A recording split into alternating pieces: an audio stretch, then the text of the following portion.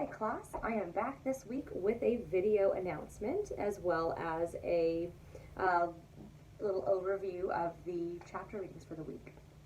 So to begin with some announcements, I am almost finished grading those research question assignments and everyone's been doing so good. My goodness, I'm just always blown away at the really creative way that you come up with what you would like to research. And I just wanted to let everyone know you are so ahead of the game because when I was in graduate school, I was struggling to even come up with some relevant and appropriate research questions. So the fact that all of you are doing that in your undergraduate career and already there means that you are just phenomenal. So congratulations to everyone for being great. I didn't know how else to say that.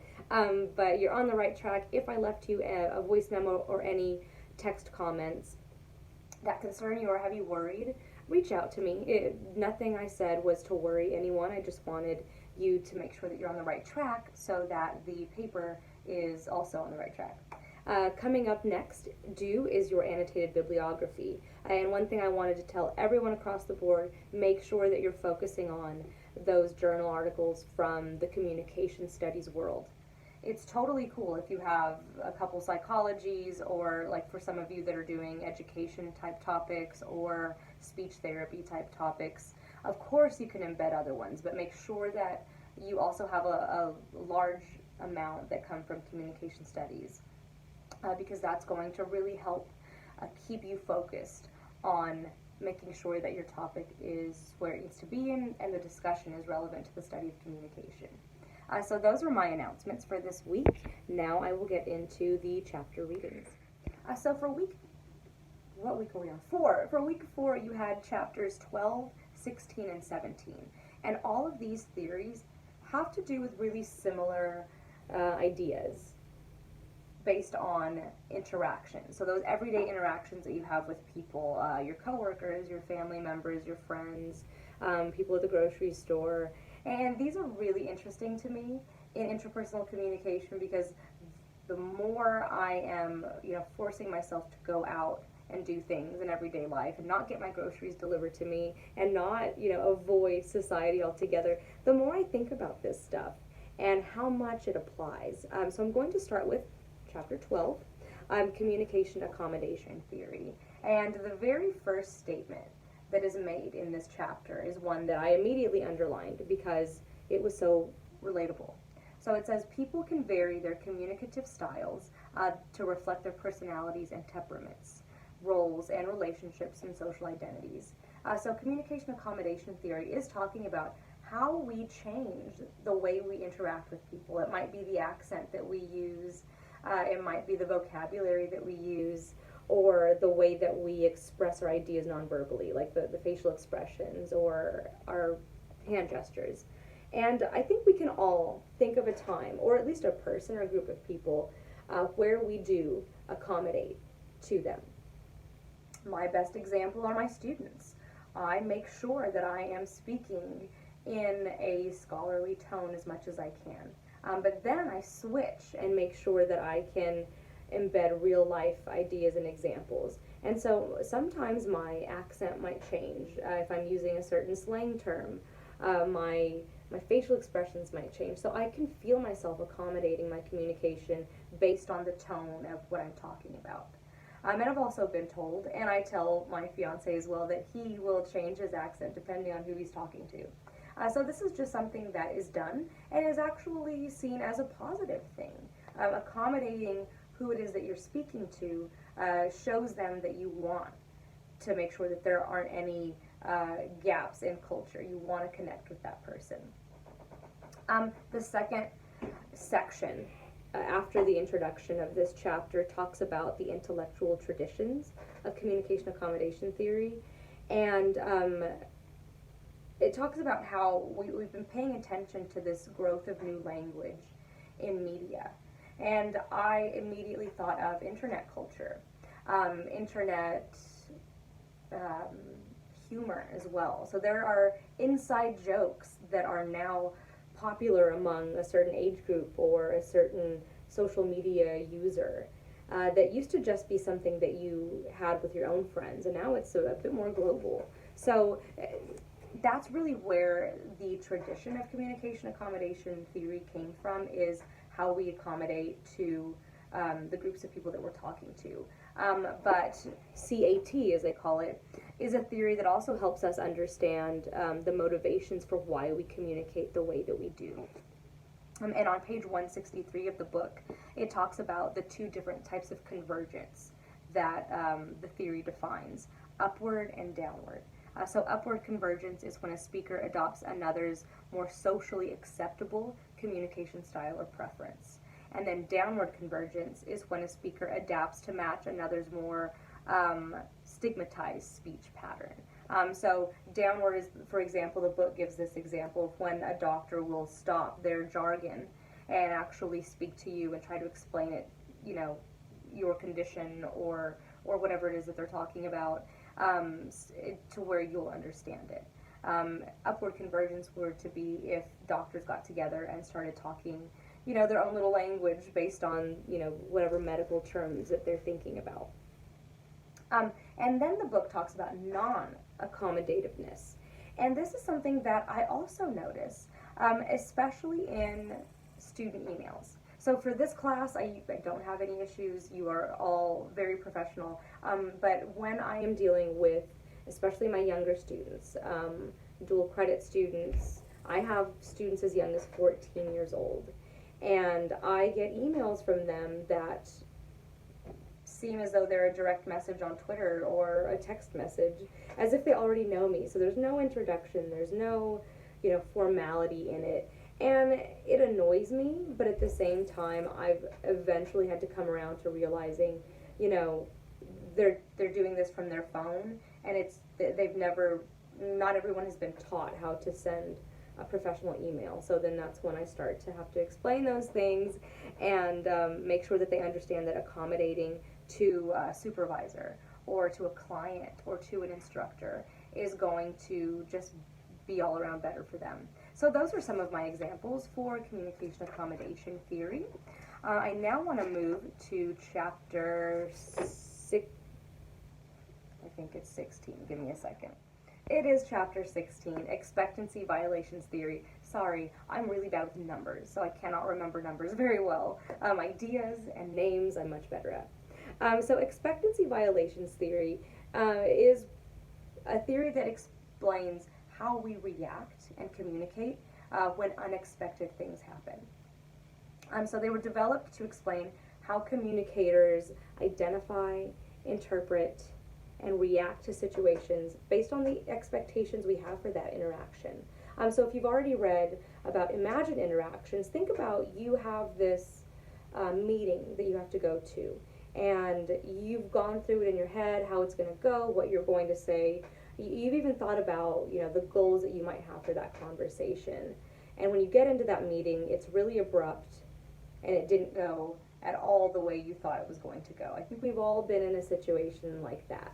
Well, expectancy violations theory is really looking at when we are forced to make sense of what's happening and shift our focus and, again, accommodate what is now happening in front of us that we really weren't expecting to happen.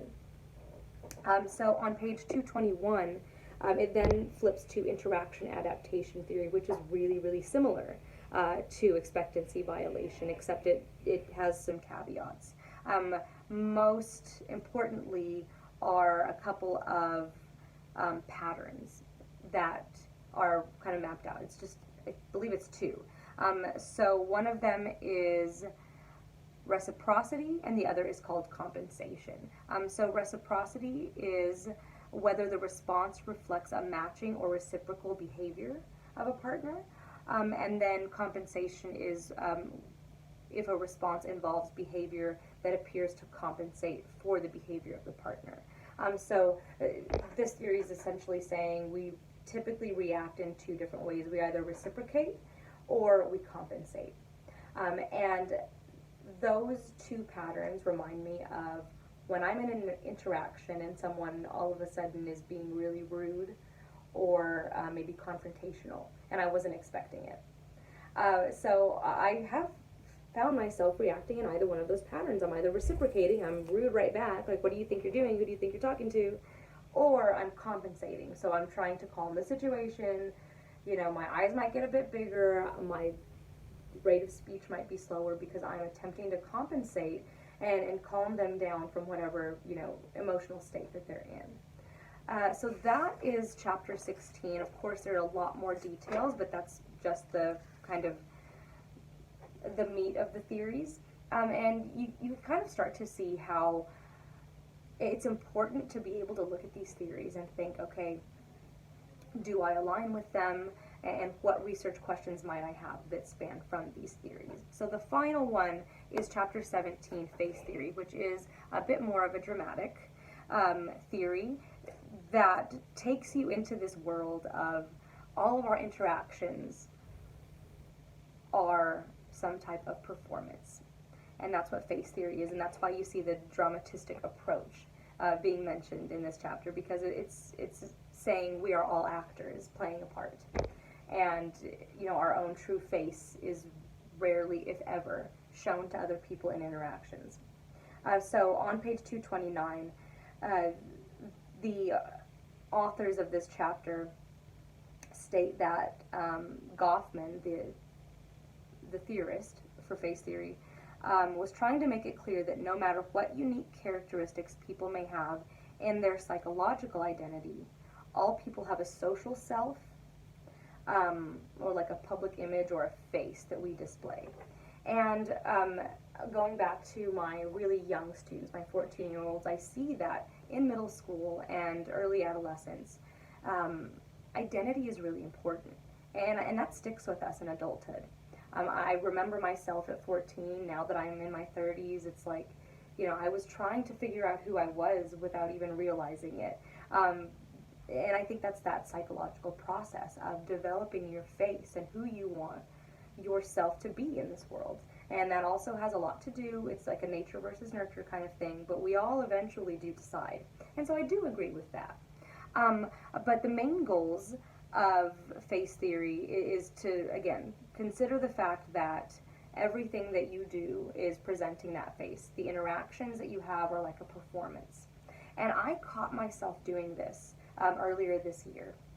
So I donated a kidney to my dad in March, and before I could donate that kidney to him, we had to go through an extensive process of evaluating my health to make sure I was an okay candidate, to make sure that it wasn't going to put me in a worse position. So I had all of these medical tests done, and one thing that occurred that I was expecting was an interview with a social worker to make sure that I was in a mental state and that my life was kind of together enough to where I would be able to mentally recuperate from this. And they also want to make sure that you're not being bullied into the decision. So I came prepared. And looking back, I'm pretty sure, I'm certain that I put on a performance to make sure, without a shadow of a doubt, I seemed like a put-together person that was mentally healthy. And I remember getting looks from the social worker as she was taking notes, kind of like, okay, like I'm certain, again, that I was overdoing it, but I was putting this performance on because I wanted to make sure that they knew I was okay. And I'm certain that I am, but I had to make sure they knew. So I had to be a bit more dramatic about that, or I guess I didn't have to be, but I was.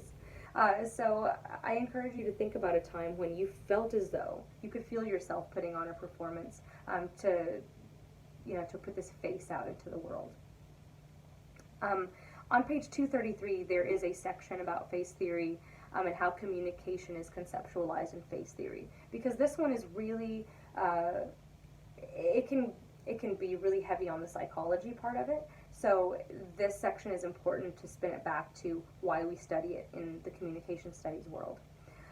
So Goffman's view of communication, this is page 233 by the way, is quite different. He stated, I assume that the proper study of interaction is not the individual and his psychology, but rather the syntactical relations among the acts of different persons. So communication consists of ordered sequences. Now communication used to be housed within psychology, but there was enough research being done that it was a distinguishable discipline of its own. And so that's why you start to see this discussion coming about of where does the study of communication and face theory belong. and so we've decided that it is within communication studies. So that is it for my take on this week's chapter readings. As you can see, those theories are really heavy ways of looking at those day-to-day interactions that we have. So if you ever feel yourself exhausted from just a day of socializing, that is why. There's so much that goes into it that we don't really think about because we've just been raised in this world of socializing with people. If you have any questions about where your topic needs to go for your final paper, if you're having trouble finding sources for your annotated bibliography, again, reach out to me. I say this a million times a day because I want you to know I do enjoy hearing from you and helping you out. So I want to apologize for this video being a little bit longer than the others, but it was just a lot of cool things to talk about, and I was nerding out. So you can see why I chose this major. I look forward to hearing from you and to reviewing your annotated bibliographies. Have a great week.